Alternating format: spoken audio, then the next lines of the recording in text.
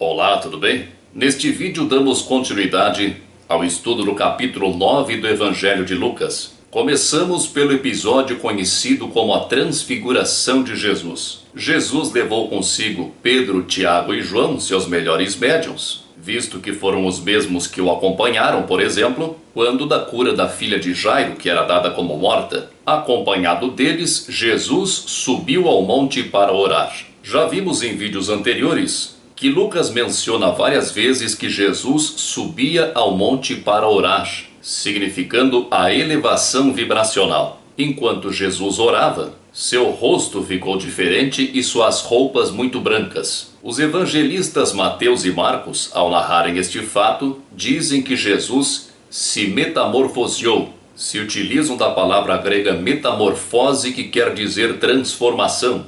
Lucas usa a palavra grega metakesmatizem, que quer dizer remodelar, revestir de outra forma. Então apareceram dois homens, eram Elias e Moisés. Ambos haviam desencarnado há muito tempo. Então eram dois espíritos desencarnados que se apresentaram como se estivessem encarnados, como se fossem homens carnais. Os espíritos de Moisés e Elias conversavam com Jesus. Discutiam sobre o que aconteceria com Jesus em Jerusalém. Aqui temos a prova de que Jesus não desaprovava a comunicação entre os espíritos encarnados e desencarnados, pois ele mesmo se comunicou com estes dois espíritos. Se Jesus pode, nós também podemos, pois Jesus nos disse que nós poderíamos fazer as mesmas coisas que ele fazia. Também fica claro que a proibição de consultar os mortos, feita por Moisés no Antigo Testamento, se referia às práticas de adivinhação, à busca de favores materiais e aos objetivos escusos e fúteis, mas não se referia à comunicação respeitosa e bem-intencionada entre os espíritos. Se os espíritos desencarnados nada mais são do que seres como nós, apenas despojados do corpo físico, não há por que proibir o contato entre uns e outros.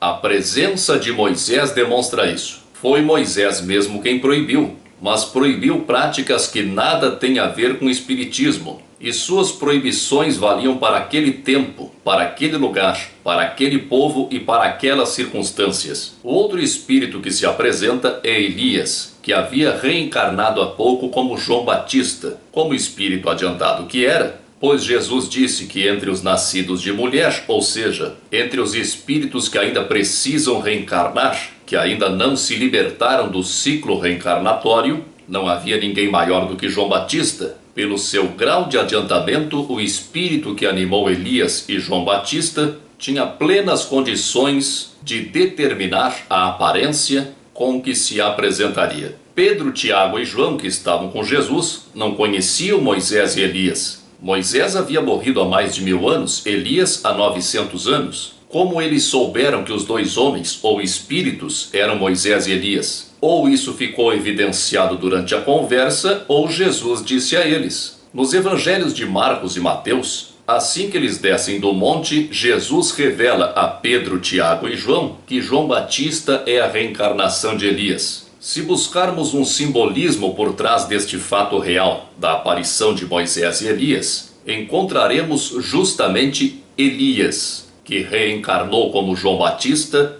como o elemento de ligação entre Moisés e Jesus. Este espírito, que viveu como Elias e como João Batista, representa o longo percurso que a humanidade deve percorrer para preparar-se para o desenvolvimento do seu Cristo interno, o reconhecimento de Deus e a tentativa de andar de acordo com as suas leis é simbolizado por Moisés. Moisés, com as suas leis rígidas, representa o nosso estágio inicial de espiritualização, em que precisamos seguir regras de conduta bem estabelecidas, por não termos a consciência suficientemente desenvolvida para analisarmos por nós mesmos. A nossa trajetória espiritual na Terra, que acontece através de inúmeras reencarnações, é representada por Elias, que como Elias defendeu as leis de Moisés, e como João Batista preparou o caminho para Jesus. Elias mandou matar pela espada 450 profetas de Baal, e João Batista foi morto pela espada a mando de Herodes. Elias João Batista representa o espírito que percorre o longo caminho que leva a Deus, evoluindo do simples cumprimento da lei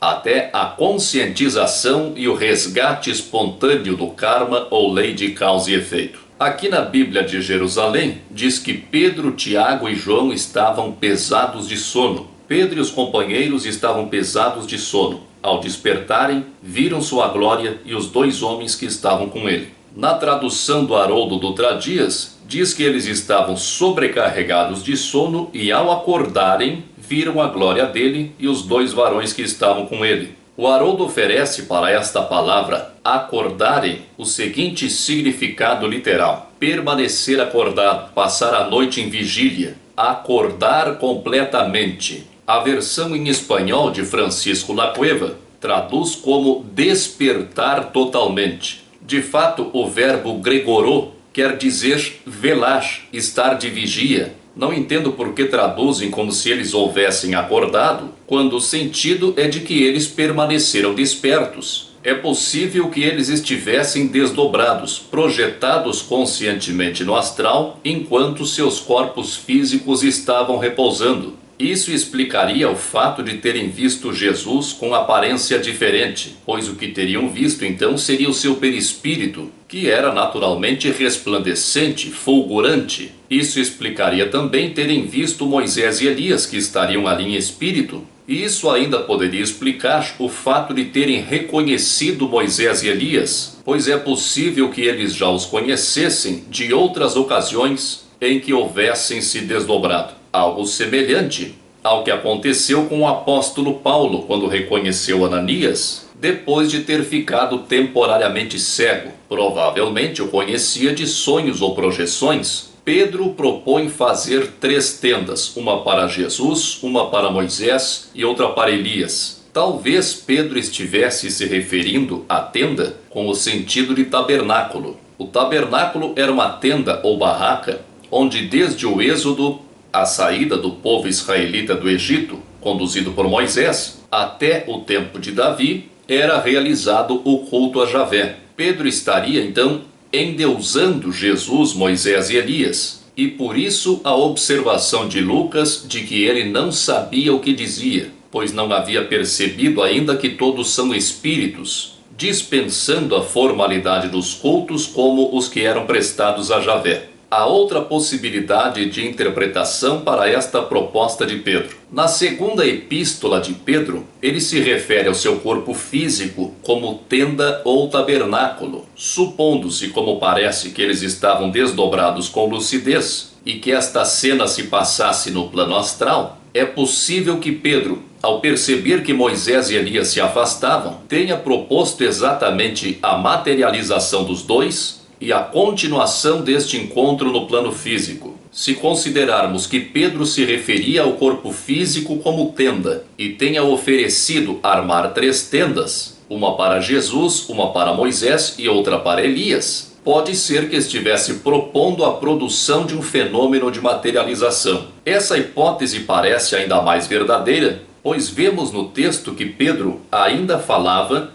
quando uma nuvem desceu e os cobriu com sua sombra, e ao entrarem na nuvem, os discípulos se atemorizaram. Já vimos que nos textos bíblicos, quase sempre quando há a aparição de um espírito, e aqui lembramos que Javé também é um espírito, quase sempre quando há a aparição de um espírito, ele surge no meio de uma nuvem. Isso que designam como nuvem é o ectoplasma dos médiuns, necessário para os fenômenos de materialização. Temos então 2 hipóteses. Ou estes fatos aconteceram no plano astral e depois houve a materialização, como parece ter sido, ou tudo se passou no plano físico e a transfiguração de Jesus, então, foi uma transformação no perispírito, que se irradiou no corpo físico como uma atmosfera fluídica. Surge uma voz da nuvem que diz: "Este é o meu filho amado, ouvi-o." Fato idêntico ocorreu por ocasião do batismo de Jesus por João Batista, conforme estudamos no vídeo de número 4. Parece se tratar de um espírito superior a Jesus. A encarnação de Jesus certamente foi planejada durante milênios, e isso faz parte de um projeto cósmico que nós mal podemos vislumbrar.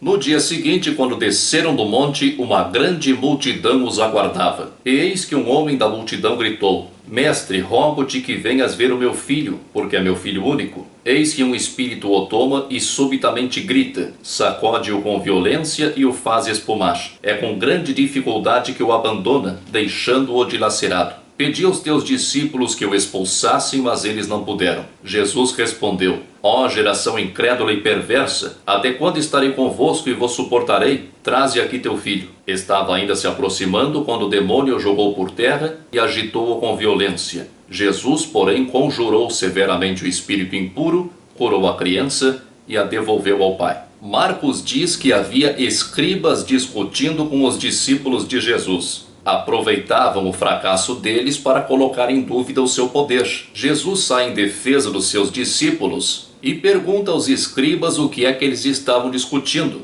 Vemos o caso de uma criança com grave obsessão. Somos levados muitas vezes pelas aparências e não compreendemos como uma criança pode ser vítima de uma influência espiritual negativa. Nos esquecemos de que o espírito é velho. O espírito pode estar habitando um corpo novo, mas ele é velho. E pela lei de causa e efeito sempre colhemos o que plantamos. Quando não encontramos a causa de nossos problemas na existência atual, esta causa está no passado do espírito. Ainda no Evangelho de Marcos, que narra este episódio com mais detalhes, Jesus pergunta há quanto tempo lhe acontecia isso. E o pai do menino responde que desde a infância. Como os ensinamentos do Evangelho são para o espírito, isso se refere à infância do espírito, pois também é dito que o espírito o jogava muitas vezes na água e no fogo. A água é justamente o símbolo do nascimento físico, da reencarnação que acontece através da água, pois o novo corpo se desenvolve no líquido amniótico. E o fogo é o efeito da lei de causa e efeito. É a dor que transforma e purifica. Então o espírito deste menino sofria há muito tempo, há várias reencarnações, pois, como é narrado em Marcos, o espírito que o perseguia era surdo. Isso representa que o próprio espírito do menino era surdo, mas surdo para as verdades espirituais.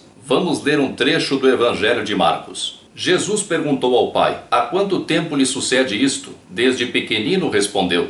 E muitas vezes o atira ao fogo ou na água para fazê-lo morrer. Mas, se tu podes, ajuda-nos, tem compaixão de nós. Então Jesus lhe disse: Se tu podes, tudo é possível àquele que crê. Imediatamente o pai do menino gritou: Eu creio, ajuda a minha incredulidade. Vendo Jesus que a multidão afluía, conjurou severamente o espírito impuro, dizendo-lhe: Espírito mudo e surdo, eu te ordeno, deixa-o e nunca mais entre nele. Aqui há o relato de um fato verídico em que Jesus opera uma desobsessão, mas temos que prestar atenção à lição que este fato nos oferece. O pai do menino fala da sua incredulidade. No texto grego, esta palavra é apistis, ou seja, a ausência de fé. Fé não é apenas crença. A palavra grega pistis, traduzida como fé ou crença, quer dizer fidelidade, lealdade. Quem tem fé em Deus é fiel às leis de Deus, é leal às leis de Deus. Nós vemos que o espírito que não é fiel às leis de Deus, que não segue as leis de Deus, que é surdo para as leis de Deus, reencarna muitas vezes em situação de sofrimento. E ao final de cada passagem pela matéria é defrontado pela dor, representada pelo fogo, que é um mecanismo de reajuste, é o sinal claro e inequívoco de que o caminho que se está trilhando não é o caminho certo. Mas todos temos o livre-arbítrio e podemos escolher continuar surdos às leis de Deus. No entanto, basta que se tenha um mínimo de fé, uma fé embrionária, mas sincera, reconhecendo com humildade a pequeneza desta fé, para que o Cristo que habita dentro de cada um de nós seja despertado e reerga o espírito. Ó geração incrédula e pervertida, até quando estarei convosco e vos suportarei? Nesta passagem ainda do Evangelho de Marcos, como em outras ocasiões, Jesus não está se referindo à geração de pessoas daquele tempo, mas à geração de espíritos. Jesus não está reclamando por ter que aguentar mais alguns meses, a companhia dessas pessoas incrédulas e perversas, pois logo ele iria deixar o mundo carnal, Jesus está se referindo à geração de espíritos que habitam a terra, e pela qual ele é o responsável. Jesus é o responsável pelos espíritos do planeta. É o irmão mais velho encarregado de nos conduzir a Deus. Jesus curou o menino e o devolveu ao seu pai. Através do Cristo, os filhos são devolvidos ao Pai, a Deus Pai.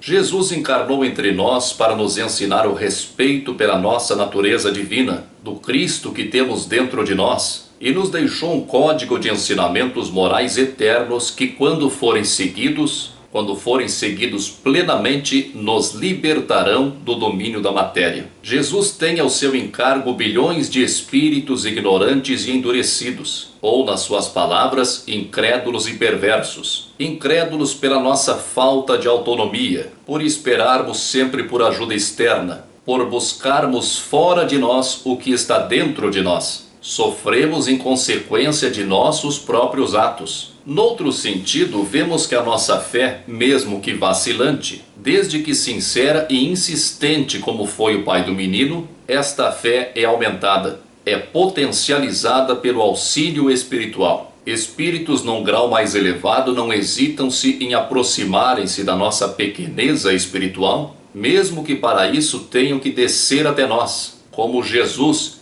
que desceu do monte e encontrou a multidão à sua espera. Mateus e Marcos contam que os discípulos perguntaram a Jesus por que não tiveram poder sobre o Espírito, e Jesus disse que só se tem poder sobre estes espíritos endurecidos através do jejum e da oração, ou seja, da abstinência dos apelos materiais e da oração que eleva o espírito, vigiar o aspecto material e manter elevado o aspecto espiritual, orar e vigiar.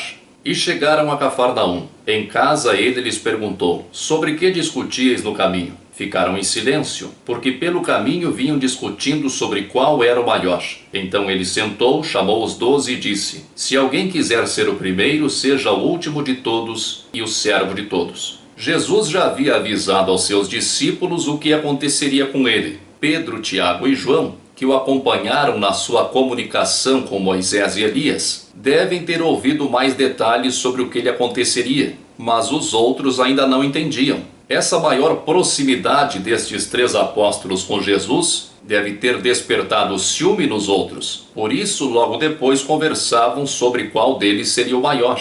Mas esta fala de Jesus também se refere a todos nós. Jesus algumas vezes se refere a si mesmo como o Filho do Homem, mas o Filho do Homem também somos nós em nosso próximo estágio evolutivo. Assim como há uma longa transição entre o reino vegetal e o reino animal, o cogumelo, por exemplo, não é nem vegetal nem animal, está num estágio intermediário. Assim também nós que estamos no reino hominal, não alcançaremos o reino de Deus de maneira brusca, mas o alcançaremos gradualmente. Podemos considerar como filho do homem o espírito que já predomina sobre a matéria. Falamos sobre a expressão filho do homem no vídeo de número 7, pois nós neste estágio também seremos entregues nas mãos dos homens. Estaremos junto aos homens em missão para esclarecê-los, para guiá-los, auxiliá-los em sua caminhada para Deus. E a palavra que Jesus diz que temos que colocar em nossos ouvidos é o Cristo. Palavra em grego é logos, que também designa o Cristo.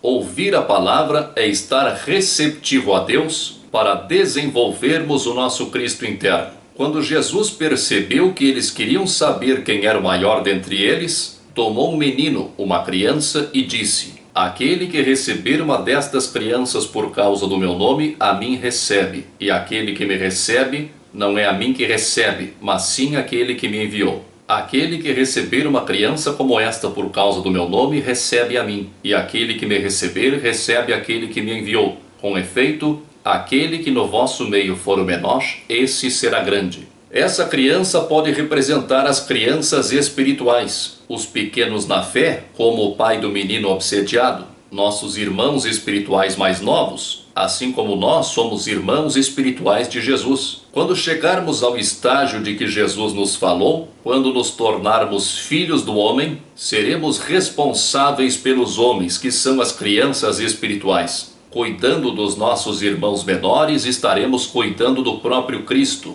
pois o Cristo está dentro de cada um de nós, é a partícula de Deus em nós. É evidente que não devemos esperar o nosso progresso espiritual para só então cuidarmos dos que são menores que nós. Pelo contrário, é exatamente cuidando deles que alcançaremos este próximo estágio. A diferença é que então estaremos em missão, e não mais resgatando os nossos próprios erros. Para ser o maior, é preciso ser o menor.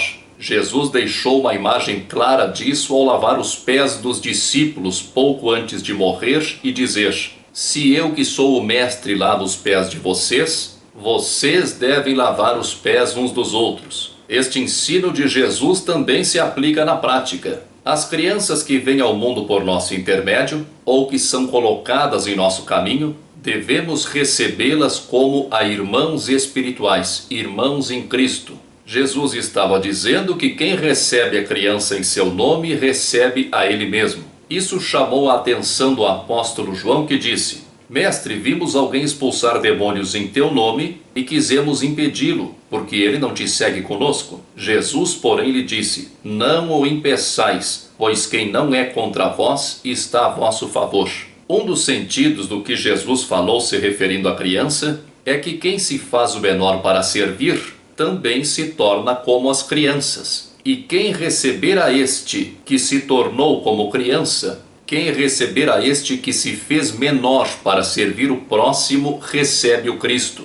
Quem recebe o ensino de quem se fez pequeno para servir ao próximo, recebe Jesus. E quem recebe Jesus, recebe a Deus. João viu um homem que desobsediava, que afastava espíritos atrasados em nome de Jesus. E a missão de Jesus é clara: quem não é contra nós é por nós. Se todos os que se dizem seguidores de Jesus seguissem essa orientação do próprio Jesus, haveria menos disputas religiosas. Quase sempre quem se opõe a algum pensamento religioso diferente do seu é por sentir os seus interesses pessoais ameaçados. Quando se completaram os dias de sua assunção, ele tomou resolutamente o caminho de Jerusalém e enviou mensageiros à sua frente. Estes puseram-se a caminho e entraram no povoado de samaritanos, a fim de preparar-lhe tudo. Quando se completaram os dias de sua assunção, ele tomou resolutamente o caminho de Jerusalém.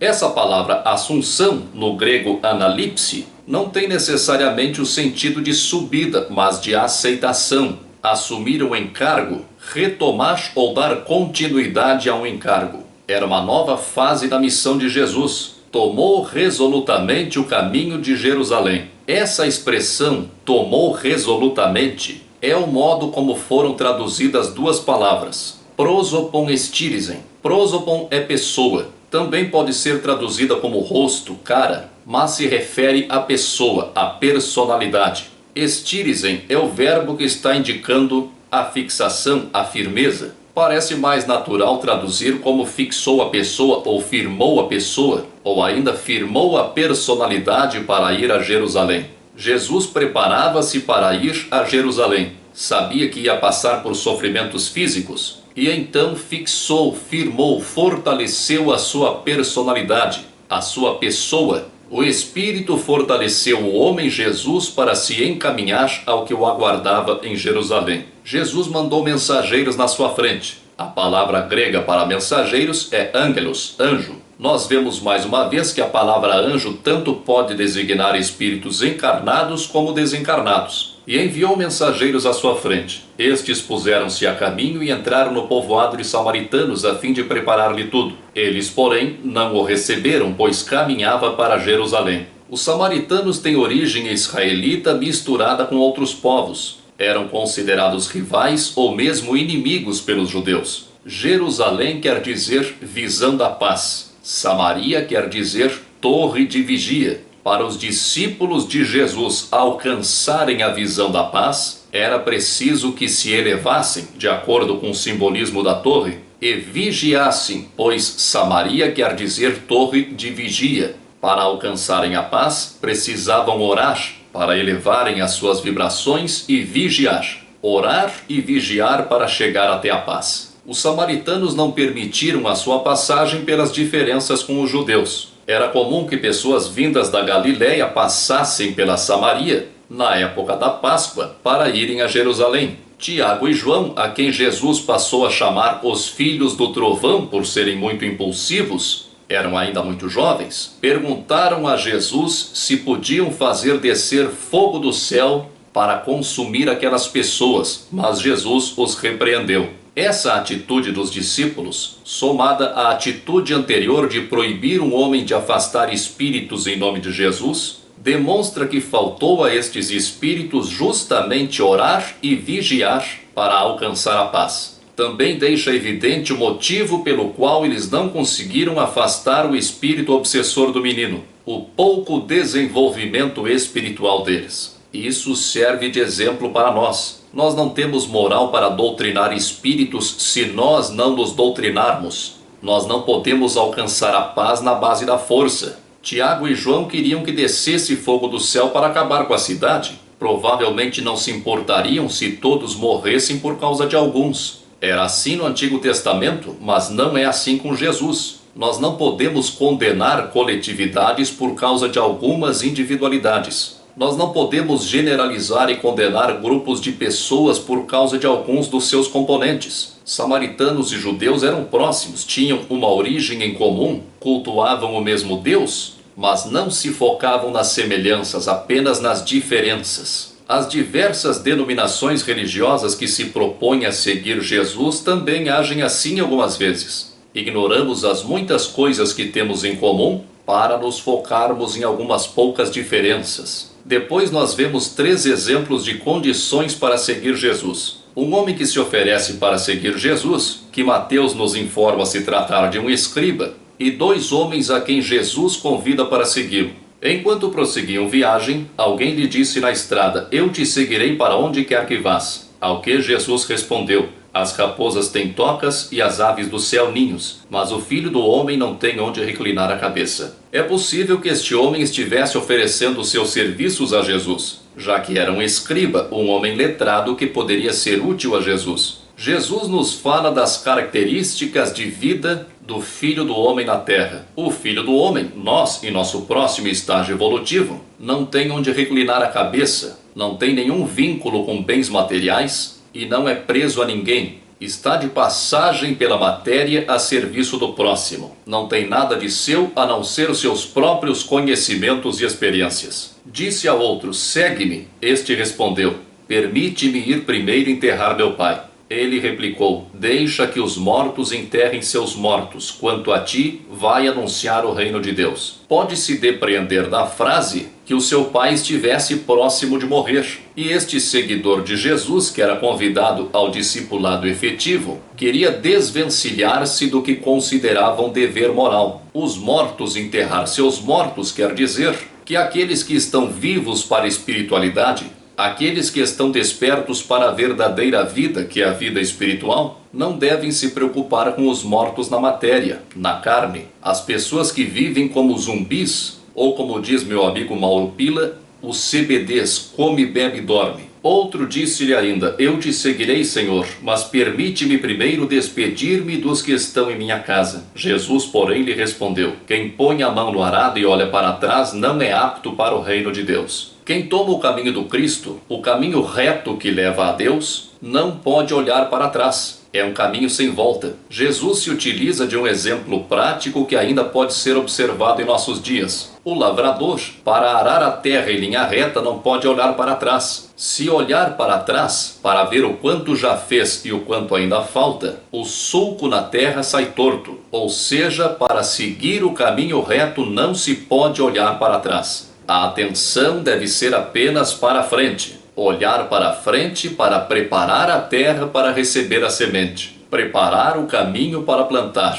Colhemos o que plantamos. E se plantarmos em linha reta, colheremos em linha reta. Este é o maior obstáculo que as pessoas encontram para seguir o caminho do Cristo, para assumir um compromisso de serviço ao próximo, seja consolando, seja esclarecendo. O dever que julgam ter para consigo, para com os pais, cônjuge e familiares. Mas Jesus já nos disse noutra ocasião que a verdadeira família é a família espiritual. Os verdadeiros laços de afeto são os laços do espírito, não da carne. Não podemos nos descuidar dos nossos afetos terrenos, mas isso não pode servir de desculpa para nos isentarmos dos nossos compromissos espirituais. Foi um privilégio ter contado com você em mais este estudo. Muita força e paz para você.